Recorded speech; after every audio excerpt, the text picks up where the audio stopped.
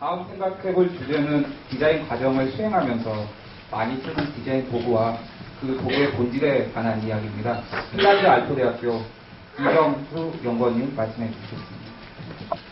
커스터머 전임의 서비스 블루프린트, 코크리에이션 워크샵 등등등 서비스 디자인에서 활용되고 있는 도구들 참 많죠. 오늘 오신 여러분들은 어떤 도구들을 활용하고 계신가요?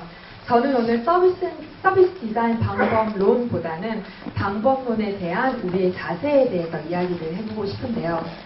서비스 디자인이 세계적으로 급부상함에 따라서 그 도구들에 대한 관심도 자연스럽게 높아지고 있죠. 따라서 서비스 디자인 툴킷이나 핸드북 같은 것들도 줄기차게 소개가 되고 있는 실정이고요. 제가 일하고 있는 알토대학교에서 서비스 디자인 프로젝트는 최종 결과물로 서비스 디자인 툴박스를 협력 기관에게 전달하는 것을 목표로 하기도 합니다. 그런데 여기서 저희가 유념해야 될 사항은요, 이런 툴박스를 도구의 본질에 대한 이해 없이 사용했을 경우에는 오히려 부작용을 초래할 수도 있다는 점인데요. 현재 사용되고 있는 많은 서비스 디자인 도구들이 굉장히 이제 열린 형태로 되고 있고요. 각 프로젝트의 성격에 따라서 창의적으로 변형이 되어서 적용이 돼야 되는데 이 툴박스나 툴킷은 그 본질을 전달하는 데 한계점이 있다는 것이지요. 예를 들어서 덴마크 코펜하겐에서 성공된 방법이라고 해서 그거를 서울에 적용할 경우에 두 도시의 환경이 다르고 사람들의 커뮤니케이션 스타일이 다르고 또 디자인에 대한 이해도가 다르기 때문에 방법을 적용했다고 해서 원하는 결과를 얻을 수 있다는 것은 장담하지 못합니다. 도구의 본질을 이해하지 못하고 적용할 경우에는 결국 표면 복제에 머물고 마는 그런 결과를 초래할 수 있는데요. 실제로 도구의 본질을 이해하지 못한 채 서페이스 카피, 표면 복제만 하는 도구를 저평가하거나 아니면 도구를 아예 포기해버리는 사례도 봤는데요. 이 방법 써봤는데 한국 실정에는 안 맞아.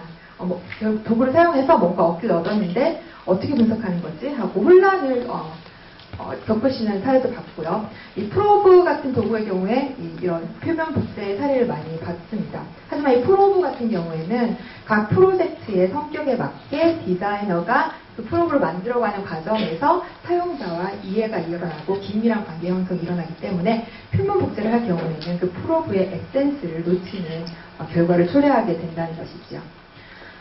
유럽이나 미국에서 소개된 서비스 디자인의 개념들이 한국으로 유입되면서 같이 많은 도구들도 업혀서 들어오고 있는데요. 이 도구들을 한국의 실정에 맞게 신명나고 알맞게 또 사용해보기 위해서 저희가 작은 시도를 하나 기획을 하고 있습니다. 바로 새로운 디자인 도구들이라는 이름으로 이 서비스 디자인 도구들의 원형이 먼저 파헤치고 그 탄생 배경과 기본 원리에 대해서 이야기를 하고 성공으로 이끄는 신의 한 수를 얘기를 해서 책으로 엮어보자는 것입니다. 다양한 사례를 통해서 현장의 성공 사례가 아닌 실패 사례를 함께 나눠보고 몸으로 체득한 노하우도 이렇게 엮어낼 생각입니다. 저희가 도구들이라고 부르는 이유는 방법론이라고 하면 방법론이니까 이거 따라해야 되나봐, 틀리면 안 돼라는 마인드셋이 있는 반면에 도구들이라고 하면 좀 더 우리가 변형해서 사용할 수 있는 그런 시선을 가질 수 있기 때문에 그렇게 사용을 했고요. 이 프로젝트는 좀 전에 발표를 하신 이승호 씨와 함께 진행을 하고 있습니다.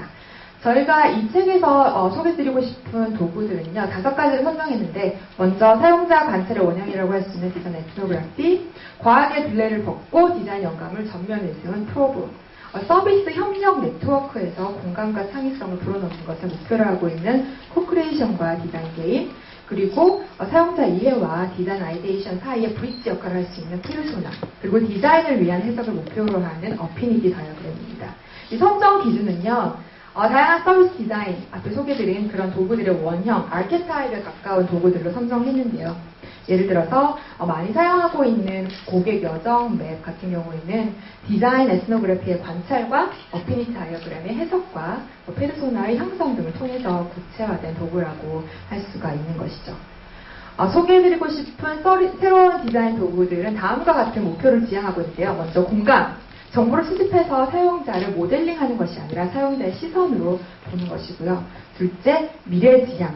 이 도구들의 결과적인 목표는 현재 문제점을 밝히는 것이 아니라 새로운 미래를, 우리가 원하는 미래를 모색하는 데 있죠.